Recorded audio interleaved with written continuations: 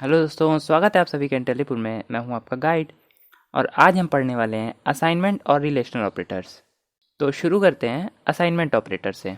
Assignment operators को use करके हम वैल्यूज़ को वेरिएबल्स में असाइन कर सकते हैं, यानी वैल्यूज़ को वेरिएबल्स में स्टोर कर सकते हैं। ये सारे के सारे बाइनरी ऑपरेटर्स होते हैं, यानी इनको ऑपरेशन परफॉर्म करने के लिए दो ऑपरेंड्स की ज़रूरत होती है। तो जो इक्वल टू का साइन है इसे हम कहते हैं सिंपल असाइनमेंट ऑपरेटर। तो इससे जो राइट में जो ऑपरेंड लिखा रहता है उसमें जो भी वैल्यू रहती है वो लेफ़्ट वाले ऑपरेंड में असाइन हो जाती है या स्टोर हो जाती है। अब आइए इसे एक एग्जांपल समझते हैं। मैंने एक वेरिएबल बना लिया इन टाइप का x। ये मेरा वेरिएबल आ गया x, जो कि मेमोरी में 4 बाइट्स की स्पेस लेगा। अब इस लाइन की मदद से हम इस x वेरिएबल में 5 कांस्टेंट को असाइन कर रहे हैं। ये जो 5 है वो इस हमारे x वेरिएबल में असाइन हो गया है। इसी तरह हम एक दूसरा वेरिएबल बना लेते हैं y। तो ये हमारा वेरिएबल आ गया y। इस लाइन की मदद से हम जो भी वैल्यू x में है उसको हम अपने y वेरिएबल में भी असाइन कर लेते हैं। इस लाइन को लिखने के बाद जो x वेरिएबल में वैल्यू है जो कि 5, वो हमारे y वेरिएबल में भी आ जाएगी। अब इसका मतलब ये नहीं कि वो x से गायब हो जाएगी, वो x में भी होगी और y में भी आ जाएगी। आई होप आपको ये समझ में आ गया होगा। अब आप मेरे सवाल का जवाब दीजिए कि इस कोड का आउटपुट क्या होगा। आप चाहे तो वीडियो को पॉज करके सोच सकते हैं। अगर आपको भी इस वाली लाइन में कुछ गड़बड़ लग रहा है तो आप बिल्कुल सही सोच रहे हैं, क्योंकि यहाँ पे हम कांस्टेंट में एक वैल्यू असाइन कराने की कोशिश कर रहे हैं जो कि पॉसिबल नहीं है। तो यहाँ पे हमको एरर मिल जाएगी और वो एरर होगी L value required as left operand of assignment, जो कि सही भी है, क्योंकि जो असाइनमेंट का जो लेफ्ट ऑपरेंड होना चाहिए वो हमेशा एक एल वैल्यू होनी चाहिए और जो राइट ऑपरेंड होना चाहिए वो हमेशा एक आर वैल्यू होनी चाहिए।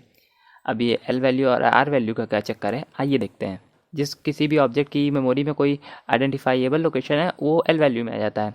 इसमें जो सबसे इसकी खास बात है वो ये है कि इसमें डेटा को होल्ड करने की कैपेबिलिटी होनी ही चाहिए। इसका मतलब है कि ये एक वेरिएबल होना चाहिए। आर वैल्यू में वो सारी ऑब्जेक्ट आते हैं जो जिनके पास कुछ वैल्यू होती है या फिर वो कोई वैल्यू रिटर्न करते हैं, जैसे वेरिएबल्स हो गए और एक्सप्रेशंस हो गए, कांस्टेंट हो गए और फंक्शंस हो गए। ये सभी आर वैल्यू में आते हैं। ये देखिए यहाँ पे पहला स्टेटमेंट है, उसमें जो x है वो एक वेरिएबल है और 10 जो है वो कांस्टेंट है। तो एल वैल्यू और आर वैल्यू दोनों ही सही है, इसलिए एक वैलिड स्टेटमेंट है। अब दूसरे वाले में जो y है वो एक वेरिएबल है और जो हमारा 7 है वो एक कांस्टेंट है। तो इसमें भी दोनों एल वैल्यू और आर वैल्यू सही है, इसलिए एक वैलिड है। लेकिन उसके बाद जो आर वैल्यू है वो तो सही है, लेकिन एल वैल्यू में यहाँ वेरिएबल ना होकर कांस्टेंट है, जो कि गलत है, इसलिए ये वाला स्टेटमेंट इनवैलिड हो जाएगा। जो प्लस ऑपरेटर है वो इन दोनों की वैल्यूज़ को ऐड करके कुछ रिजल्ट देगा जो कि एक्स में असाइन हो जाएगा, इसलिए ये भी एक वैलिड स्टेटमेंट है। अब इसके बाद जो नेक्स्ट वाला है, इसमें हम एक एक्सप्रेशन में एक वैल्यू असाइन करने की कोशिश कर रहे हैं। अब एक्सप्रेशन जो है वो खुद एक रिजल्ट देगा। अब जो रिजल्ट होगा वो तो एक कांस्टेंट ही होगा ना। अब उस कांस्टेंट में हम एक कांस्टेंट को असाइन करें तो ये पॉसिबल नहीं है, इसलिए ये एक इनवैलिड स्टेटमेंट है।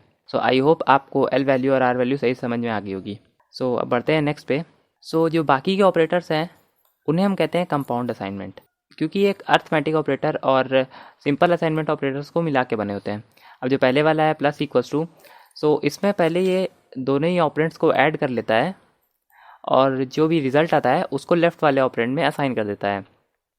जैसे यहाँ पे x प्लस इक्वल्स टू 5 है, पहले हम x और 5 को ऐड कर लेंगे, फिर जो भी रिजल्ट आएगा हम उसे x में असाइन कर देंगे।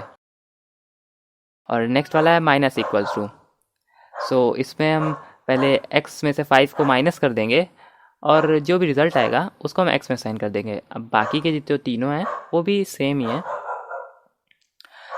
अब स्विच करते हैं VS कोड में और इनकी फंक्शनिंग देखते हैं। सबसे पहले एक नई फाइल क्रिएट कर लेते हैं, operator2.cpp। ये मेरी नई फाइल आ गई। सबसे पहले हमारा बेसिक स्ट्रक्चर का स्निपेट। अगर आपको नहीं पता कि स्निपेट बनाते कैसे हैं और इसे यूज़ कैसे करते हैं तो आप आई पे जाके उसे देख सकते हैं। अब वेरिएबल बना लेता हूँ इंटीजर टाइप का x। अब सबसे पहले मैं असाइनमेंट ऑपरेटर की मदद से इसको 10 से इनिशियलाइज़ कर देता हूँ। फिर मैं एक प्रिंटिंग स्टेटमेंट लिख दूंगा, c out the value of x is, फिर यहाँ पे x और लास्ट में एंड l। अब इसी तरह मैं बाकी के कंपाउंड ऑपरेटर्स के लिए भी स्टेटमेंट लिख लूँगा। ये देखिए मैंने सारे ही कंपाउंड असाइनमेंट्स के लिए भी एक एक स्टेटमेंट लिख लिया है और हर एक के बाद x की वैल्यू प्रिंट करा ली है। अब इसे रन करके देखते हैं। सो ये देखिए, ये बिल्कुल सही काम कर रहा है। सबसे पहले मैंने x में वैल्यू असाइन की 10, तो the value of x is 10। फिर उसके बाद उसमें ऐड किया 2, तो जो x की नई वैल्यू हो गई वो हो गई 10 + 2 = 12। फिर उसमें से 2 माइनस किया, सो जो नई वैल्यू ऑफ x हो गई वो हो गई 10। फिर 2 मल्टीप्लाई करने के बाद जो उसकी वैल्यू होगी वो होगी 20, और उसको जब मैंने 2 से डिवाइड किया तो उसकी वैल्यू होगी 10। और एट लास्ट जब मैंने उसका रिमाइंडर किया, अब क्योंकि 10 जो है वो 2 से परफेक्टली डिविजिबल है, इसलिए उसका रिमाइंडर हो गया 0, और वो 0 असाइन हो गया x में। सो जो x की वैल्यू हो गई वो हो गई 0। सो अब बढ़ते हैं नेक्स्ट ऑपरेटर की तरफ। सो नेक्स्ट है रिलेशनल ऑपरेटर्स। रिलेशनल ऑपरेटर्स को दो ऑपरेंड्स के बीच के रिलेशन को चेक करने के लिए यूज़ करते हैं। अगर रिलेशन ट्रू होता है तो ये 1 एज अ रिजल्ट देता है, और रिलेशन फॉल्स होता है तो ये 0 एज अ रिजल्ट देता है। जैसे यहाँ पे 10 99 से छोटा है, तो ये जो रिलेशन है वो ट्रू है, इसलिए 1 एज अ रिजल्ट देगा। और जो 45 है वो 41 से छोटा है क्या, तो ये रिलेशन जो है वो फॉल्स है, इसलिए ये 0 एज अ रिजल्ट देगा। तो ये हैं 6 रिलेशनल ऑपरेटर्स। ये सारे के सारे बाइनरी ऑपरेटर्स हैं, यानी 2 ऑपरेंड्स की ज़रूरत पड़ेगी इनको ऑपरेशन परफॉर्म करने के लिए। सो सबसे पहला वाला है =, तो ये चेक करता है कि दोनों ऑपरेंड्स इक्वल हैं कि नहीं। अगर इक्वल नहीं होता तो फॉल्स देता है, इक्वल होता है ट्रू देता है। और सेकंड वाला है =, तो ये चेक करता है कि दोनों ऑपरेंड्स इक्वल नहीं है कि नहीं। जैसे यहाँ पे 3 और 5 जो है वो इक्वल नहीं है, इसका मतलब जो इसका जो रिलेशन है वो सही है, और ये 1 एज अ रिजल्ट देगा। उसके बाद है लेस देन, जैसे यहाँ पे 3 जो है वो 5 से छोटा है, इसलिए ये रिलेशन ट्रू है, और ये 1 एज अ रिजल्ट देगा। अब बाकी के 20 इधर आए। सो अब स्विच करते हैं VS कोड में और इनकी फंक्शनिंग देखते हैं। सो ये खुल गया हमारा VS कोड। अब सबसे पहले इन सारी लाइंस को हटा देते हैं, 2 नए वेरिएबल्स बना लेते हैं, इंट x, और इसमें वैल्यू डाल देते हैं 10, और एक वेरिएबल बना लेते हैं y, और इसमें वैल्यू डाल देते हैं 20। सो अब मैं एक स्टेटमेंट लिखूंगा, c out the result of x = y is, फिर इंसर्शन ऑपरेटर लगा के ब्रैकेट के अंदर x = y, फिर इसके बाद एंडल।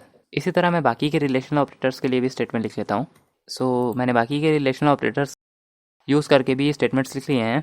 सो अब इसे रन करके देखते हैं। सो ये देखिए, सबसे पहला =, क्या 10 20 की इक्वल है? नहीं, तो इसका रिज़ल्ट होना चाहिए 0, जो कि सही है। क्या 10 20 की इक्वल नहीं है? हाँ, तो इसका रिज़ल्ट होगा 1। और क्या 10 20 से छोटा है? हाँ, छोटा है, तो इसका रिज़ल्ट होगा 1। क्या 10 20 से बड़ा है? नहीं, तो इसका रिज़ल्ट होगा 0। क्या 10 20 से लेस देन इक्वल टू है? तो हाँ, तो इसका रिज़ल्ट होगा 1। और लास्ट वाला है, क्या 10 20 से बड़ा है या उसके बराबर है? नहीं, तो इसका रिज़ल्ट होगा 0। सो ये स्मॉल प्रोग्राम बिल्कुल सही रन कर रहा है। अभी जितने भी ऑपरेटर्स हैं हम बस उन्हें एक बेसिक अंडरस्टैंडिंग के तौर पे देख रहे हैं। अभी जब हम आगे पढ़ेंगे, जब डिसीजन कंट्रोल और लूप्स, तब हमें इनकी मेन एप्लीकेशंस के बारे में पता चलेगा।